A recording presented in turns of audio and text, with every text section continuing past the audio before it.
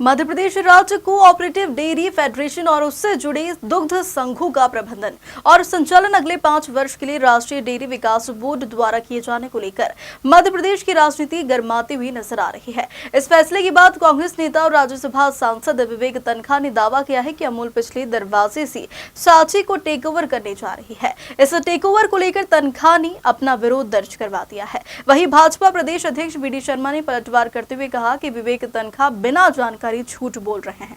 ये मैं आपको बड़ी गंभीरता के साथ, आपने बड़ा अच्छा प्रश्न किया है। ये कांग्रेस कितना झूठ बोलती है और विवेक तनखा जी फिर मेरे खिलाफ कोर्ट में जाएंगे और कहेंगे कि मैंने उनके ऊपर आरोप लगाया। मैं आज आरोप लगाता हूं विवेक तनखा जी, इतना झूठ बोलना भी आप सीख गए इतने बड़े एडवोकेट होने के बाद कि दुग्ध संघ को मध्य प्रदेश के अंदर आप दूसरे किसी को देने वाले हैं और इसका आरोप आप लगा रहे हैं बिना किन्हीं तथ्यों और बिना किसी जानकारी के। नेशनल डेयरी डेवलपमेंट बोर्ड, मैं विवेक जी आपसे पूछना चाहता हूं और कांग्रेस से पूछना चाहता हूं कि आज मध्य प्रदेश के अंदर 5 लाख करोड़ लीटर दूध पैदा होता है और इसमें से 10 लाख लीटर दूध केवल कोऑपरेटिव सेक्टर के द्वारा कलेक्ट होता है। मध्य प्रदेश के अंदर लगभग 2% है। ये 30 लाख लीटर जो प्राइवेट प्लेयर हैं जिनके साथ कांग्रेस और जिनका मैं उल्लेख कर रहा हूं वो खड़े हैं, तो केवल 30 लाख लीटर वो प्राइवेट प्लेयर्स लेते हैं, यानी 40 लाख लीटर मध्य प्रदेश के अंदर केवल ऑर्गेनाइज सेक्टर में दूध कलेक्ट होता है।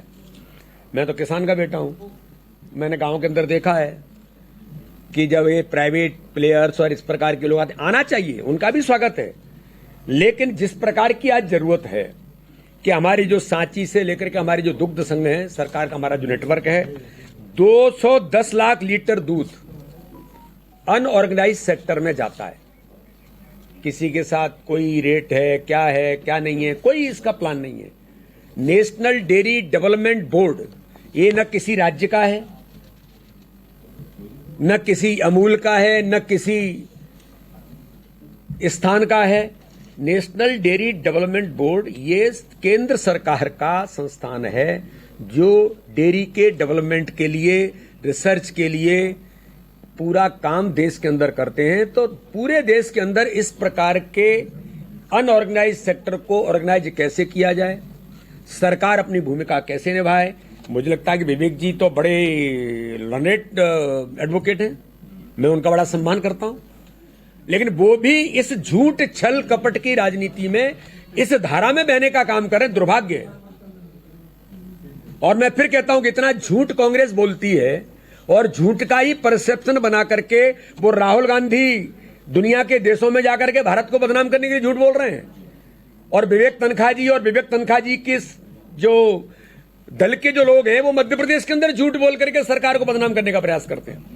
अरे उन गरीब किसानों के बारे में सोचो, जिन गरीब किसानों को अगर 2 पैसे मिलते हैं तो आप प्राइवेट सेक्टर के साथ खड़े हैं, आप उन प्राइवेट प्लेयर्स के साथ खड़े होकर के उनकी वकालत कर रहे हैं।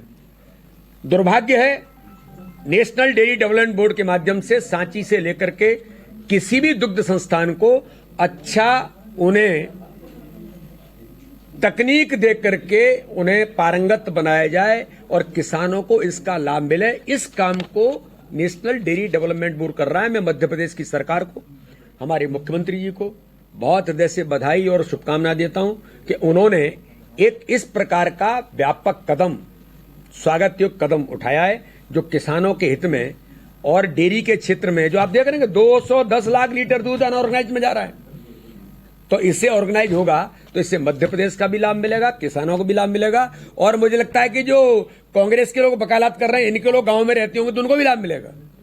तो इसलिए ये झूठ और छलकपट की राजनीति बंद करें, जो मध्य प्रदेश के विकास के लिए आवश्यक है उसके साथ खड़े हों।